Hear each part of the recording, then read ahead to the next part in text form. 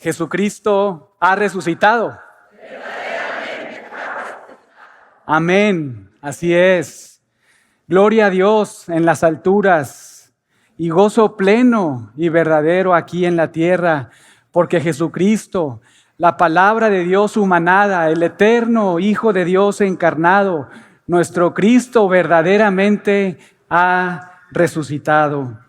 Y esto, hermanos, no solamente implica que Jesucristo es Dios, porque es obvio, solamente un ser divino tiene el poder sobre la vida, la muerte y la resurrección. Cristo mismo lo dejó claro en Juan 10, versos 17 y 18, cuando dijo: yo pongo mi vida para volverla a tomar. Nadie me la quita, sino que yo de mí mismo la pongo. Tengo poder para ponerla y tengo poder para volverla a tomar. Incluso Pablo en Romanos 1:4 nos dice que Cristo fue declarado por el Padre o distinguido como Hijo de Dios con poder por su resurrección. Pero una vez más, aunque la resurrección de Cristo muestra claramente que Jesús es Dios, todavía hay algo más que debemos observar y no perder de vista. Con la resurrección de Cristo también entendemos que la muerte de Cristo en la cruz es suficiente para perdonar todos y cada uno de los pecados de pecadores que Dios ha decidido salvar. Por eso también la Biblia nos enseña en Romanos 10, verso 9, que fue el Padre quien resucitó al Hijo. Porque con esto el Padre, puso su sello de validez en la vida, muerte de Cristo, en su vida perfecta y obvio también en su muerte plena, completa y perfecta para salvar a pecadores. Sin duda que la resurrección de Cristo es toral, esencial y no negociable en el evangelio puro y verdadero de Dios. Esto es algo que el apóstol Pablo entendió muy bien y que también enseñó muy bien a las iglesias que plantó y pastoreó ahí en el primer siglo. Vayan conmigo a 1 Corintios, capítulo 15. 1 Corintios, capítulo 15, y vamos a dar lectura a los versos del 1 al 4 para descubrir o recordar lo que Pablo les enseñó a esta iglesia y esta iglesia abrazó respecto al evangelio de Jesucristo. 1 Corintios 15, versos del 1 al 4. Vean ahí lo que Pablo enseña, comenzando en el 1. Además os declaro, hermanos, el evangelio que os he predicado, el cual también recibisteis, en el cual también perseveráis, por el cual asimismo si retenéis la palabra que os he predicado, sois salvos. Si no creísteis en vano. Vean el 3. Porque primeramente os he enseñado lo que asimismo recibí. Y aquí viene, hermanos, el evangelio que Pablo les predicó. Y que los corintios abrazaron y debían seguir abrazando para entonces cruzar la meta hasta el fin. Este es el evangelio. Vean, verso 3. Que Cristo murió por nuestros pecados conforme a las Escrituras. Y que fue sepultado y que resucitó al tercer día conforme a las Escrituras. Ese es el verdadero evangelio de Dios. Que Cristo murió por los pecados de pecadores y luego que fue sepultado, pero no se queda ahí. Porque al final señala de manera muy notable que al tercer día fue resucitado. Y todo esto fue anticipado por Dios en las Escrituras, en la Biblia. Y aunque en los siguientes versos, del 5 al 9, Pablo menciona muchísimos testigos oculares de la resurrección de Cristo, comenzando ahí con Pedro y luego los 12, más de 500, Jacobo, a los apóstoles, incluso a él mismo, a Pablo. Escuchen esto. En primer lugar, digamos que la fuente primaria y preeminente de la resurrección de Cristo no son necesariamente los testigos oculares, aunque sean los apóstoles, ¿verdad? No, ni tampoco es obvio, ni cualquier experiencia humana. La prueba más contundente de la resurrección de Cristo, ¿cuál creen que fue? Las Escrituras, la palabra de Cristo. Es decir, la Biblia, la palabra de Dios. Porque Pablo, vean, señala, versos 3 y 4, que Cristo murió por nuestros pecados conforme a las Escrituras. Y continúa diciendo que fue sepultado y que fue resucitado al tercer día conforme a las Escrituras. Esa es la prueba más contundente de la resurrección de Cristo. La Biblia y no la experiencia humana. Porque solo la palabra de Dios es pura e inerrante. Solo la palabra de Dios es eterna, permanece para siempre. Todo lo demás perece. Tiene un principio y tiene un fin, pero nuestro Dios y su palabra permanecen para siempre. Es inerrante. Por eso, la prueba más contundente de la resurrección de Cristo es la revelación de Cristo, su palabra. Y esto es bellísimo y muy instructivo. Porque, hermanos, si somos honestos, tenemos la tendencia muchas veces de elevar el testimonio o las experiencias humanas por encima del mismísimo testimonio de la Biblia. Pero esto no debe ser así. Una vez más, porque solo Dios y su palabra son infalibles, son inerrantes, permanecen para siempre. Todo lo demás falla. Incluso otro apóstol, el apóstol Pedro, en segunda de Pedro capítulo 1, versos del 16 al 19, cuando Pedro quiere probar que sus enseñanzas sobre la segunda venida de Cristo no son fábulas, ahí en segunda de Pedro capítulo 1, versos del 16 al 19, cuando quiere probar esto, claro, primero menciona que él y otros fueron testigos de la llamada o conocida transfiguración de Cristo. Pero no se queda ahí, porque luego añade que aún esa experiencia personal no es la revelación más segura a la que deben prestar atención. Según Pedro, la revelación más fidedigna del poder de Cristo, de la venida de Cristo, es la palabra profética registrada en las Sagradas Escrituras. Él eleva la palabra de Dios por encima de su propia experiencia de ser un testigo ocular, de ver a Cristo resucitado. La Biblia y nada más, según Pedro, es a quien debemos prestar mucha atención como una antorcha encendida en la oscuridad. Porque la Biblia, según Pedro, es la revelación de Dios ofrecida, otorgada por medio de diversos autores humanos que Dios cargó, digámoslo así, movió para registrar exactamente lo que Dios dijo sin ninguna clase de error. Y hermanos, de manera notable, quizás hasta sorprendente para algunos de nosotros, nuestro Cristo también eleva de la misma manera las Escrituras por encima de cualquier experiencia humana. Porque cuando se resucita y se aparece a dos de sus discípulos ahí en Emaús, se enfoca en subrayarles lo que el Antiguo Testamento predijo acerca de su muerte y su resurrección.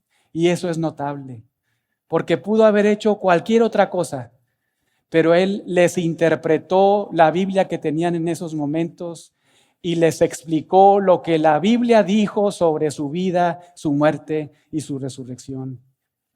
Y esto es lo mismo que vamos a hacer nosotros hoy, en esta mañana. Comenzando desde Lucas capítulo 24, versos del 25 al 27 y continuando con un par de pasajes ahí del Antiguo Testamento. El día de hoy vamos a estudiar juntos lo que la Biblia predijo acerca de la resurrección de Cristo. Esto, digámoslo así, debe ajustar tu cinturón para que sigas aferrado al asiento verdadero del Evangelio de Dios. Y esto lo vamos a estudiar considerando dos cosas muy particulares. Número uno, la resurrección de Cristo en los Salmos. La resurrección de Cristo en los Salmos. Y número dos, la resurrección de Cristo en los profetas. Pero vamos a orar para comenzar con el sermón. Padre, te damos gracias por tu Hijo Jesucristo, por su vida, muerte, pero puntualmente por su resurrección, porque se resucitó, porque tú le resucitaste, porque tu Espíritu le resucitó. Y esto es el resultado de nuestra vida nueva, nuestra novedad de vida. Gracias, Señor, porque por medio de Él es que tú has decidido reconciliar no solamente a pecadores para contigo, sino todas las cosas, las que están arriba en los cielos y debajo en la tierra. Gracias, Señor, porque por pura gracia tuya, inmerecida a nuestro favor, le hemos conocido y le seguimos confesando como nuestro Rey, Señor y Salvador. Hoy oramos, Padre, por favor, que así como abriste el entendimiento de estos discípulos, así abras hoy nuestro corazón para ver las maravillas de tu ley y que de la misma manera que con ellos, también nosotros salgamos de aquí con un corazón ardiendo por ti, en amor hacia ti. En el nombre de Jesús. Amén. Hace unos momentos leíamos ahí con Pastor Eduardo esta sección de Lucas 24, versos del 13 al 35. Pero quisiera subrayarles algunas cosas de las que ya leímos juntos en la lectura bíblica, porque quiero probarles que al parecer nuestro Cristo está más interesado en que sus discípulos crean en su resurrección en base a la Biblia y no en base a que lo puedan ver a Él necesariamente como resucitado y con cuerpo de resurrección. Porque Lucas nos cuenta, vean sus Biblias en el verso 16, que los ojos de ellos estaban ¿cómo? Velados, para que no le reconociesen. Y más adelante, en su charla con Cristo, nuestro Señor los regaña por su incredulidad. Vean ahí ahora el verso 25. Oh, insensatos y tardos de corazón para creer todo lo que los profetas han dicho. ¿No era necesario que el Cristo padeciera estas cosas? Es decir, que muriera y que entrara en su gloria. En otras palabras, que resucitara y ascendiera al cielo. ¿No era necesario? ¿No estaba ahí escrito? ¿No lo dijeron esto los profetas? Es como si les dijera nuestro Señor Jesucristo a estos dos de sus discípulos, ¿verdad? Piensen en eso. ¿En serio no creen en sus Biblias? Cuando sus Biblias claramente enseñan que era necesario que Cristo muriera y luego que resucitara y ascendiera al cielo, ¿en serio están dudando? Qué regañazo, ¿verdad? Y quizá para algunos este debiera ser el momento idóneo para que Cristo les abriera sus ojos y entonces ellos lo vieran y reconocieran resucitado. Y entonces creyeran en su resurrección. Pero ¿qué es lo que hace nuestro Cristo? Vean el verso 27. Y comenzando desde Moisés y siguiendo por todos los profetas, les declaraba en todas las escrituras, en toda la Biblia que tenían ahí en ese momento, ¿verdad? Lo que de él decían. ¡Wow! ¡Qué apego a las escrituras de nuestro Cristo! Y hermanos, algo muy similar sucede más adelante con otros discípulos. Porque vean ahora el 36. Ahí nuestro Cristo ahora se aparece a ellos y en el 37 ellos tienen miedo pensando que era un espíritu. Y aunque Cristo les dice que vean y toquen sus manos y sus pies, se los dice para que comprueben que Él no es un espíritu, sino que es su propio cuerpo con carne y huesos. Pero verso 39 dice que aún así ellos no podían creerlo. Verso 41. Y entonces al final Jesucristo les ofrece la prueba más contundente de su resurrección. Vean el verso 44. Y les dijo: estas son las palabras que os hablé, estando aún con vosotros, que era necesario que se cumpliese todo lo que está escrito de mí en la ley de Moisés, en los profetas y en los salmos. Es decir, en todas las escrituras. Vean cómo nuestro Cristo eleva su palabra, la Biblia que ellos tenían en ese momento, por encima de cualquier experiencia humana, sea la que sea. Para Cristo es más importante que sus discípulos se aferren a lo que Dios ha revelado, porque su palabra permanece para siempre. Es infalible, es inerrante. Y de hecho somos llamados a interpretar con mucha precisión, ¿verdad? Y a predicarla también con mucha fidelidad. Esto es sorprendente. Pero en ambos casos, tanto en los discípulos que estaban ahí camino a Emaús, como con estos otros discípulos, Lucas nos cuenta que Cristo abre sus ojos, abre su entendimiento para que crean en Él por medio de la Biblia. Noten primero con los discípulos de Emaús, verso 31.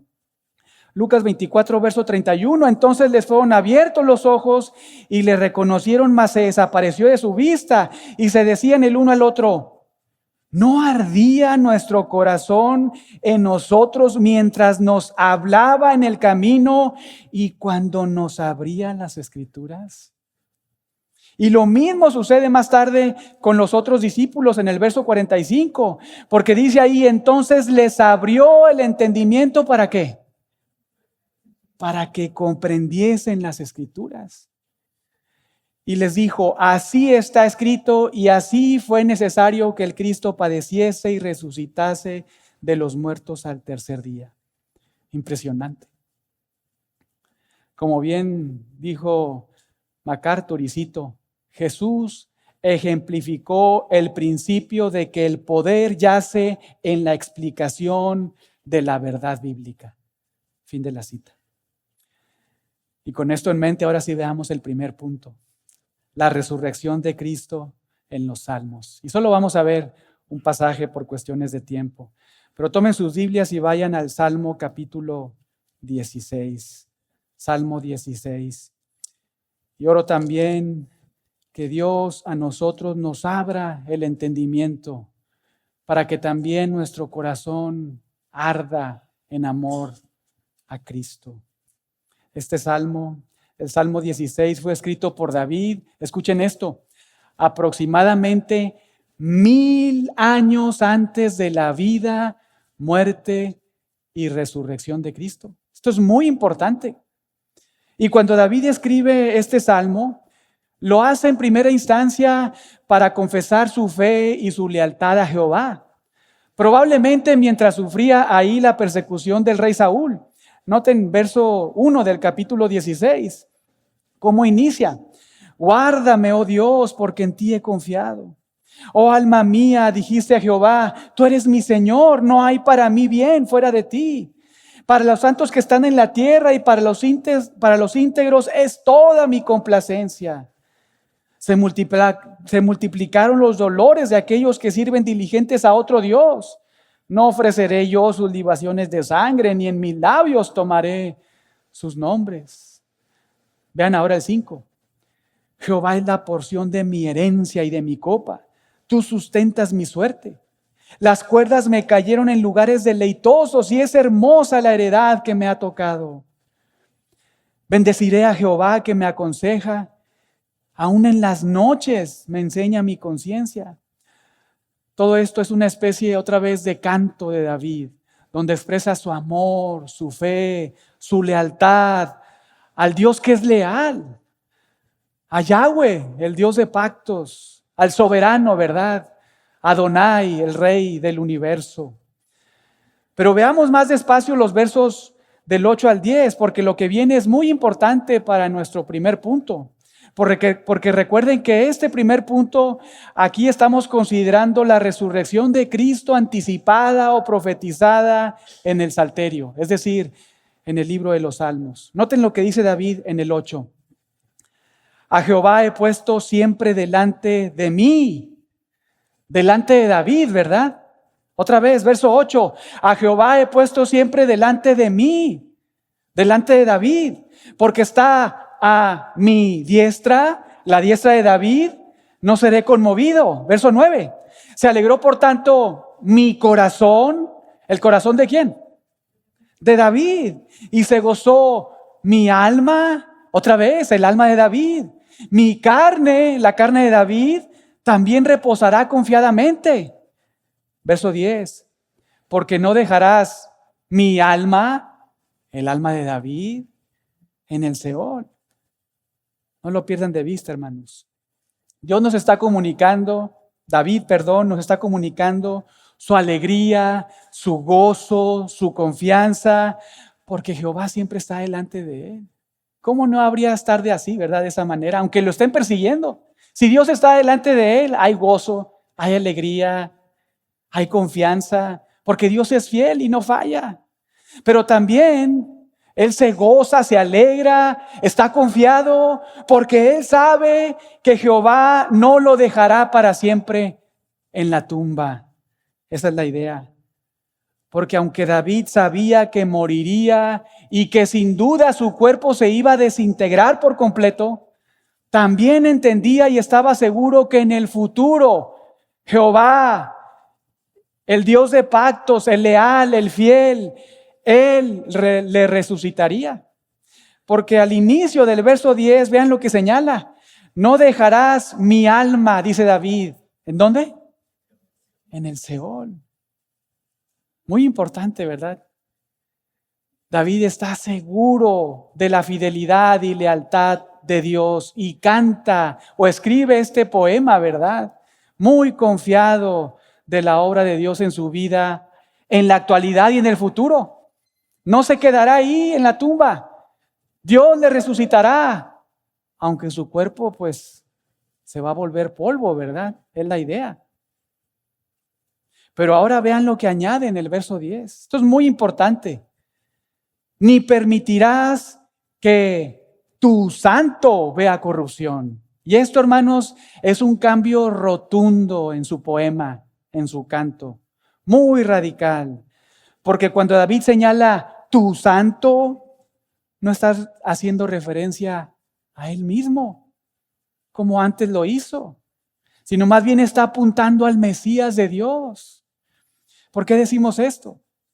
Bueno, porque esta frase, tu santo, en nuestro Antiguo Testamento, está reservada para un uso exclusivo cuando un autor hace referencia al Santo de Dios y a nadie más. Es decir, al Mesías de Dios. Y esto lo pueden ver más tarde en 1 Samuel 2, versos 9 y 10. Pero el punto es este, hermanos. David nos está comunicando que él se goza porque Jehová no lo dejaría para siempre en el Seol. Es algo que Job también entendió. Este libro, ustedes lo saben, fue probablemente Job uno de los primeros, ¿verdad?, creyentes, antes de la entrada del antiguo pacto. Pero de la misma manera, tanto como Job, como ahora también David, vemos esta realidad. Creyentes en la era patriarcal y en la era del antiguo pacto sabían, entendían, conocían y se aferraban a esta gran verdad, una futura resurrección de sus cuerpos. Aunque David entendía también que su cuerpo se iba a desintegrar, iba a volver al polvo. En un sentido, él entendió que su resurrección era muy futura, ¿verdad? Iba a pasar mucho tiempo. David lo tenía muy claro. Pero también David tenía claro y profetiza que hay una situación muy diferente en cuanto al santo de Dios, al ungido, al Mesías de Dios, porque Dios también lo resucitaría, pero a diferencia de David, el Mesías de Dios sería resucitado así, rápido, sin que pasara mucho tiempo, porque el verso 10, véanlo ahí, termina diciendo, ni permitirás que tu santo, ¿qué cosa? Vea corrupción. Por eso, y entre otras cosas más, ¿verdad? Pero por eso nuestro Cristo fue resucitado al tercer día. Esto es bellísimo, ¿verdad?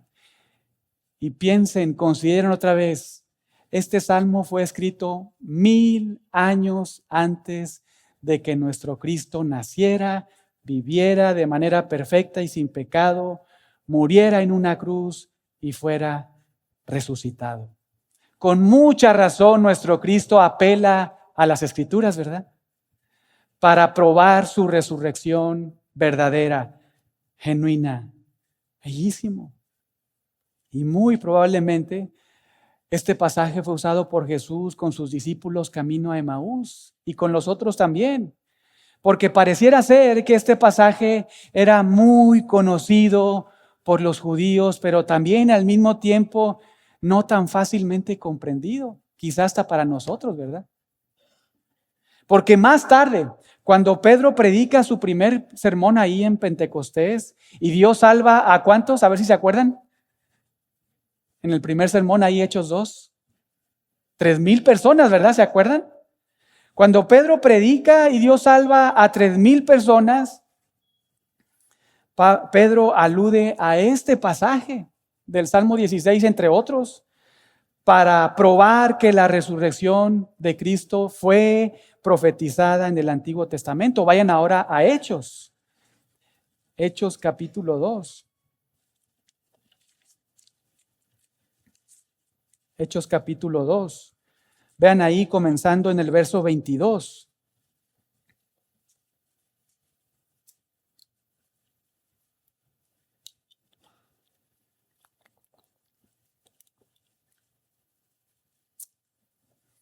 Realmente el sermón de Pedro comienza en el 14, ¿verdad?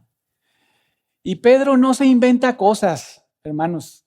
Esta es una prueba de cómo los apóstoles predicaron expositivamente la palabra de Dios. Aludieron al texto, explicaron el texto y aplicaron el texto a su audiencia. Porque lo que hace Pedro en los versos del 14 al 21, pues es recordarle las escrituras, ¿verdad? Lo que Dios ya había revelado con anterioridad en el libro de Joel. Pero vean a partir del verso 22 lo que hace ahora Pedro. Varones israelitas, oíd estas palabras. Jesús Nazareno, varón aprobado por Dios entre vosotros con maravillas, prodigios y señales que Dios hizo entre vosotros por medio de él, como vosotros mismos sabéis. ¿A quién? A Jesús Nazareno, ¿verdad?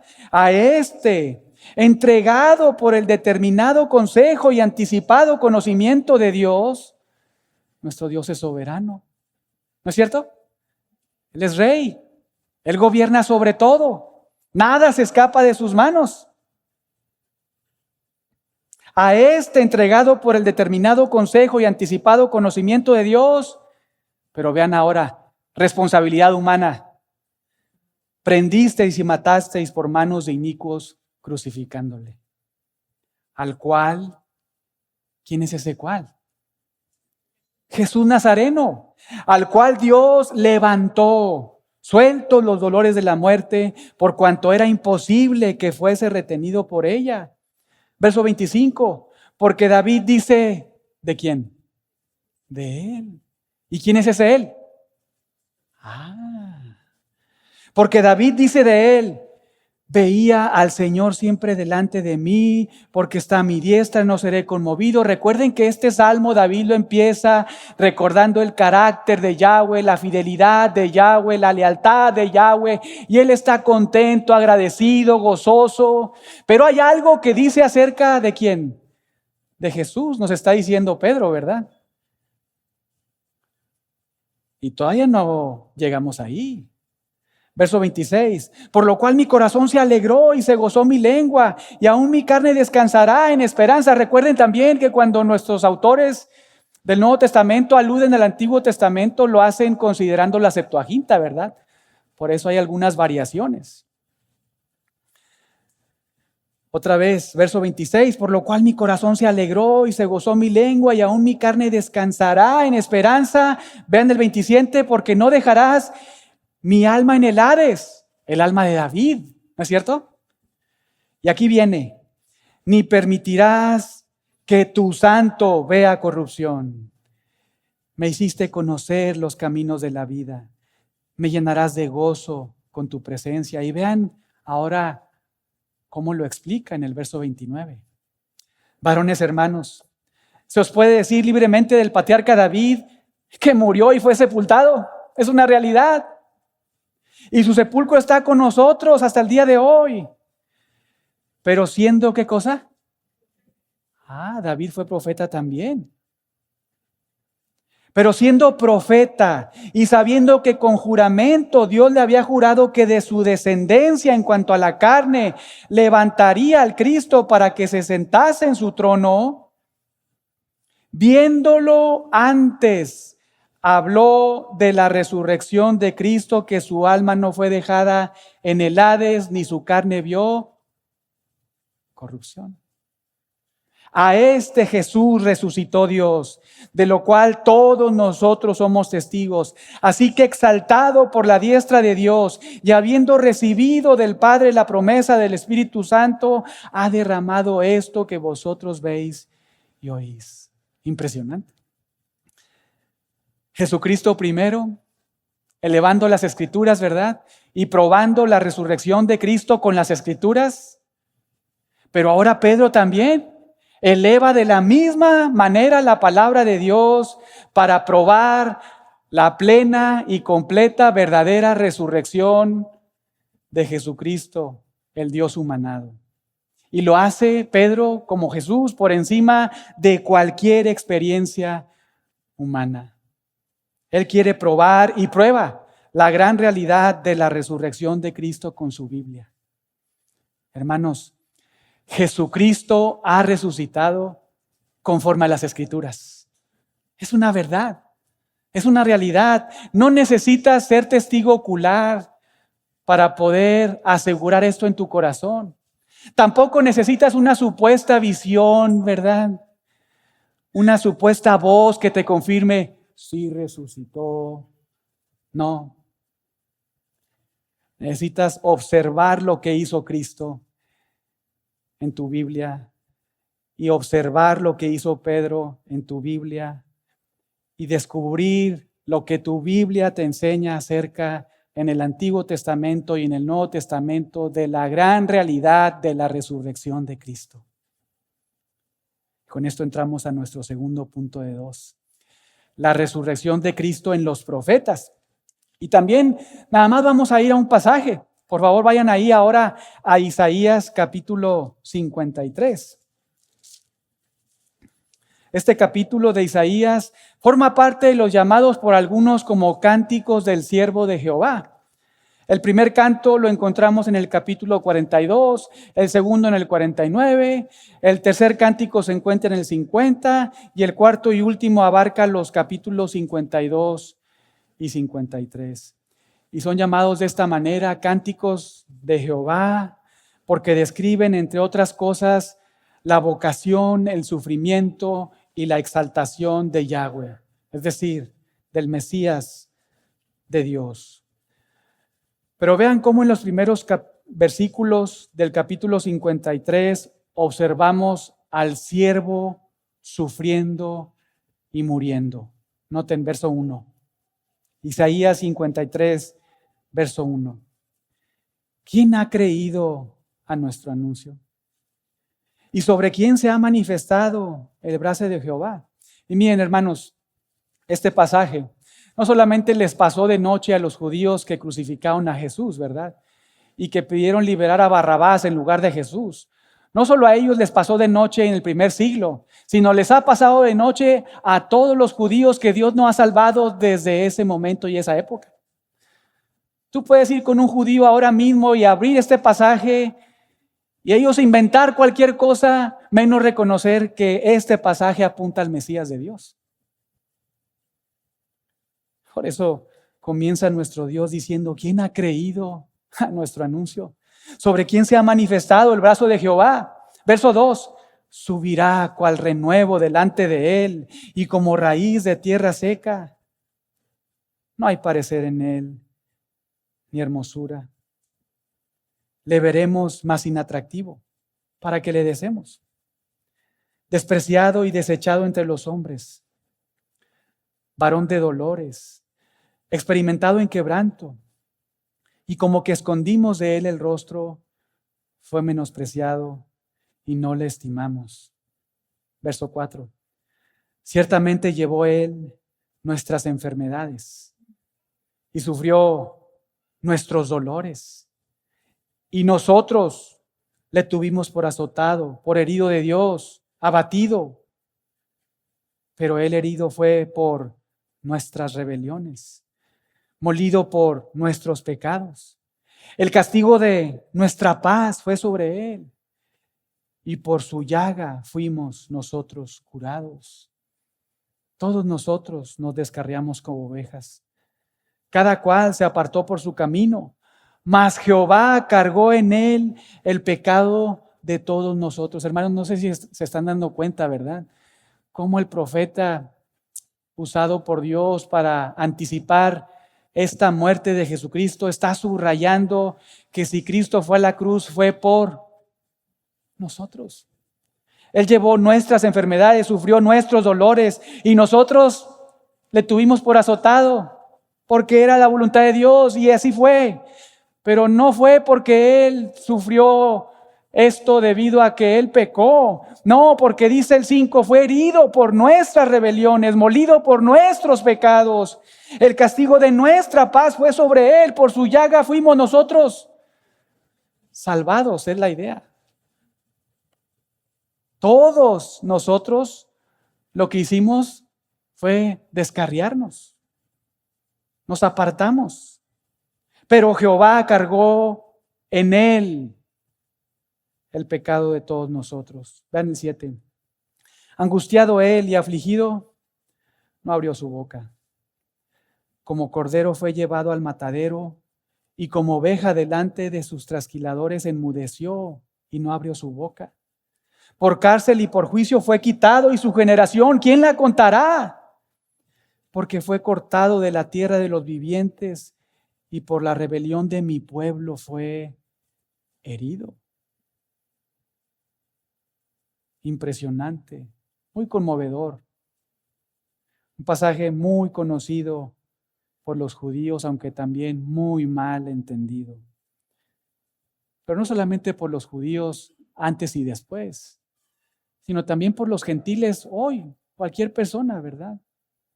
Aunque podemos entender todas las letras, si no tenemos el Espíritu de Dios, no podemos afirmar esto como verdad de Dios, como algo que Dios anticipó de su Mesías. Y probablemente nuestro Cristo también aludió a este pasaje cuando se apareció a esos 2 discípulos en Emaús y más tarde al resto de los discípulos. El profeta Isaías anticipa y predice con exactitud el sufrimiento y la muerte de Cristo, como parte no de una voluntad humana, sino de la voluntad divina, la voluntad de Dios. No para que Cristo fuera un mártir, no, para que Cristo salvara a pecadores como tú y como yo. Por decirlo de alguna manera, a Dios le agradó aplastar a su eterno y amado Hijo en lugar de aplastarnos a nosotros, ovejas descarriadas, que nos fuimos por nuestro propio camino. Pero también Isaías predice la sepultura del siervo de Yahweh, del Mesías de Dios. Vean ahora los versos del 9 al 11, verso 9. Y se dispuso con los impíos su sepultura. Esto es muy interesante. Mas con los ricos fue su muerte, aunque nunca hizo maldad ni hubo engaño en su boca. Pero con los impíos se dispuso su sepultura y con los ricos fue su muerte. Y lo sabemos, esto sucedió exactamente tal y como Isaías lo profetizó. Porque en Juan 19, versos del 38 al 42, se nos cuenta que José de Arimatea y Nicodemo reclamaron el cuerpo de Jesucristo a Pilato y entonces lo tomaron y lo sepultaron en un sepulcro nuevo. Y todo esto sucedió, incluso su sepultura, conforme a las Escrituras. Pero no solo eso, sino también Isaías predice o profetiza la resurrección del siervo sufriente, del Mesías de Dios. Vean ahora el 10. Con todo eso, Jehová quiso quebrantarlo sujetándole a padecimiento. Y cuando haya puesto su vida en expiación por el pecado, verá linaje y vivirá por largos días. La voluntad de Jehová será en su mano prosperada. Y la pregunta surge, ¿pero cómo es que verá su linaje? ¿O cómo es que verá su descendencia si va a morir y lo van a sepultar? ¿Qué significa eso? El punto es que Él verá a su linaje, su descendencia, como resultado de su muerte, porque resucitará y vivirá por largos días. En otras palabras, vivirá de manera prolongada, porque su vida humana será resucitada, ¿verdad? Eso es lo que está diciendo Isaías en este texto. Aunque lo sabemos, nuestro Cristo es plenamente y verdaderamente Dios, también a partir de su encarnación es plenamente y verdaderamente humano. Y el profeta Isaías está anticipando, profetizando su verdadera, genuina y completa resurrección. Muchísimos años antes de que Él naciera, viviera, muriera, resucitara y ascendiera a la gloria. No hay duda, hermanos. Jesucristo ha resucitado conforme a las Escrituras. Es una verdad absoluta e irrefutable. Este es el mayor testimonio que debes conocer, abrazar y atesorar en tu corazón. Porque si la Biblia lo predijo en el pasado, en nuestro Antiguo Testamento, y la Biblia lo afirma en nuestro Nuevo Testamento, es una gran realidad, es una gran verdad. Otra vez, no necesitas visiones, sueños, imaginaciones, voces. Necesitas abrir tu Biblia si tienes duda y pedirle a Dios: abre mi entendimiento, dame fe para creer en la plena y completa resurrección de tu Hijo Jesucristo y en la ascensión a los cielos de su vida. Necesitamos entonces conocer más nuestra Biblia, estudiarla más, atesorarla más, porque cuando lo hagamos, Dios, si se lo pedimos, abrirá nuestro entendimiento, nos dará luz, iluminación, para no solamente comprender lo que aquí está escrito, sino creerlo con todo el corazón. Y entonces que esto ocasione o detone en nosotros un amor exclusivo, como debe ser, a nuestro precioso Cristo, ¿verdad?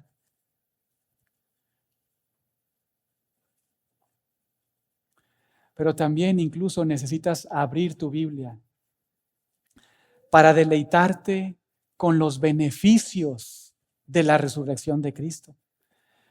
Porque también Isaías los profetizó, los predijo, los anticipó. Vean ahí ahora el verso 11. Noten, verá el fruto de la aflicción de su alma y quedará satisfecho. Y aquí está, presten mucha atención. Por su conocimiento justificará a mi siervo justo a muchos y llevará las iniquidades de ellos. No solamente la vida de Cristo fue anticipada y predicha, incluso su nacimiento de una virgen en un lugar en Belén. No solamente su muerte fue anticipada, no solamente su sepultura fue predicha, sino también su resurrección y los beneficios de su resurrección. Aquí lo vemos. Gracias a la resurrección de Cristo, hermanos, somos justificados los que creemos en Él. Somos declarados justos delante de Dios. Así que gózate y alégrate en este día recordando y celebrando la realidad magnífica de la resurrección de nuestro gran Dios y Salvador, Jesucristo. Porque si Cristo resucitó, y claro que resucitó, Él fue resucitado para nuestra justificación. Lo dice Pablo ahí en Romanos 4:25. Si Cristo resucitó, y claro que sí resucitó, somos declarados justos para siempre delante de la corte de Dios. También lo dice Pablo, pero en Romanos 5:1. Claro, aludiendo a todo su entendimiento que tenía de lo que antes se predijo en Isaías 53:11. Si realmente, hermanos, Jesús se levantó de los muertos, y claro que sí, así fue, entonces nosotros hemos vencido con Cristo a la muerte, al pecado y al diablo. Porque Pablo nos dice en 1 Corintios 15, ¿dónde está, oh muerte, tu aguijón? ¿Dónde, oh sepulcro, tu victoria? Y si Cristo resucitó y venció la muerte, los que somos el cuerpo de Cristo, de la misma manera hemos vencido a la muerte. De hecho, el autor de Hebreos en Hebreos 2 nos dice que Cristo con su resurrección venció al diablo y le quitó el poder que tenía para dominar a las personas con el temor a la muerte. La resurrección de Cristo tiene grandes implicaciones para todos los hijos de Dios. No nada más es observar una película, ¿verdad? O una foto con una piedra quitada y ver un lienzo ahí. Ay, mira qué bonito. No, tiene unas implicaciones tan profundas, tan grandes en la vida de todos y cada uno de los que somos hijos de Dios. Somos declarados justos, hermanos, delante de la corte de Dios para siempre. Ya no hay ninguna acta de decretos en nuestra contra. Cristo la clavó en la cruz y gracias a su resurrección, siendo resucitado, Él mismo por sí mismo y por Dios mismo, esto representó otra vez el sello de validez del Padre por la obra de su Hijo en la cruz al justificarlos para siempre en su corte. Eso es bellísimo, ¿verdad? Pero también Él nos ha librado del temor a la muerte. Por eso no hay temor a la muerte. Claro, alguien muere, fallece cercano, hay un dolor, una tristeza, quizás hasta muchas lágrimas, ¿verdad? Pero temor a la muerte, no, porque sabemos que este no es el final y esto no es lo mejor, ¿verdad? Seremos resucitados para siempre, con un cuerpo nuevo de resurrección, para disfrutar cosas mucho más superiores que las que hoy podemos observar, incluso de nuestro propio cuerpo. Porque muchos de nosotros sufrimos de muchas enfermedades, dolencias, ¿verdad? Algunos ya hasta no vemos y pues necesitamos lentes, otros ya no pueden caminar ahí con bastones. Y así es la vida del ser humano. Se decae, nos salen canas, se nos cae el pelo, salen arrugas, pero este no es el fin. Hasta en eso la resurrección de Cristo es bella para ti, para mí, porque vamos a recibir un cuerpo nuevo, donde no habrá más pecado en nosotros, no habrá más sufrimiento dentro de nosotros, no estaremos batallando con nuestra carne que quiere comer pecado, no estaremos sufriendo, ¿verdad? Ni pensando, voy a ir a que me hagan esto o aquello, ¿verdad? Para verme así o asá, o incluso pintarme. No, un cuerpo de resurrección nuevo, completo, total, bellísimo, ¿verdad? Todo esto, beneficios de la resurrección de Cristo. Y si Cristo resucitó, y claro que así fue, hay otra implicación para tu vida práctica.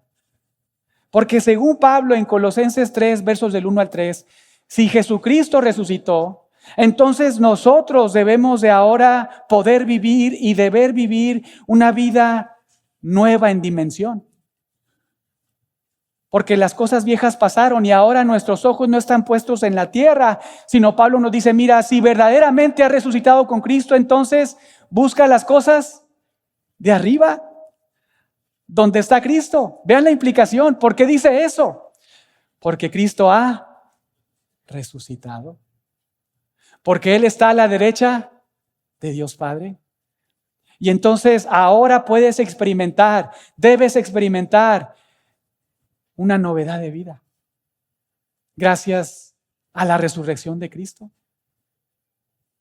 Si Cristo resucitó, y claro que resucitó, entonces otro beneficio que tenemos, hermanos, es que podemos disfrutar de saber que tenemos a un mediador perfecto, a un sumo sacerdote con una vida indestructible, que vela y ora una y otra vez de manera continua por nuestras almas. Hebreos 7, versos 16 y 25.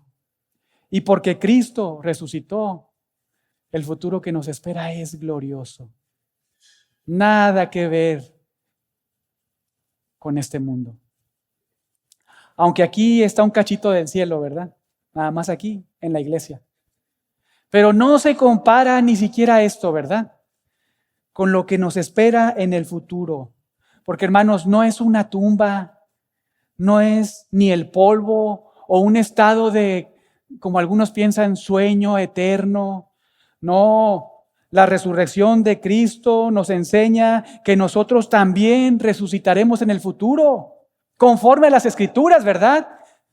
de lo que Pablo señaló ahí en 1 Tesalonicenses 4 y 1 Corintios 15, que Él nos resucitará en el arrebatamiento. Recibiremos en ese momento cuerpos de resurrección para estar por 7 años en el cielo, pero ni siquiera ahí estaremos para siempre. La resurrección de Cristo, la ascensión de Cristo incluso a la derecha del trono de Dios, el autor de Hebreos en Hebreos 2 nos enseña que digamos es un pasito de 2 que Cristo está dando para su pronto regreso.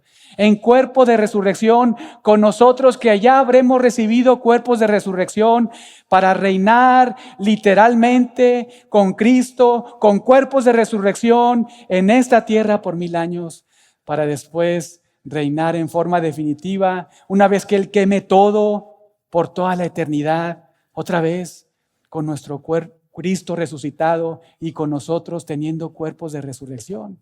Un lugar donde no habrá muerte, dolor, llanto, pecado.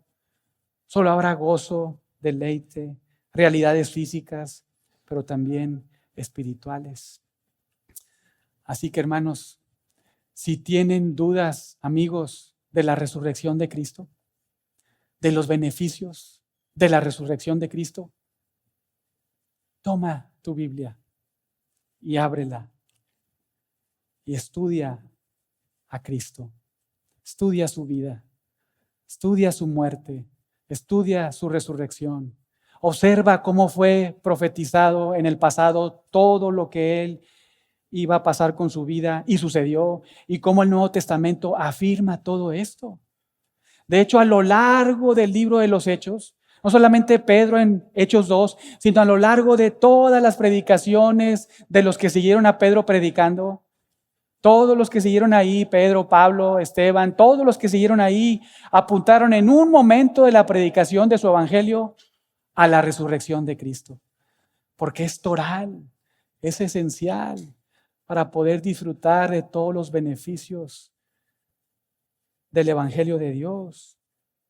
Entonces, hermanos, sí, sigamos aferrados, ¿verdad?, a este evangelio, recordando y abrazando que Cristo murió por nuestros pecados conforme a las Escrituras, pero también que Cristo fue sepultado conforme a las Escrituras y que Cristo resucitó al tercer día conforme a las Escrituras. Y terminemos como comenzamos, a ver si se acuerdan. Queridos hermanos, Jesucristo ha resucitado. Vamos a orar.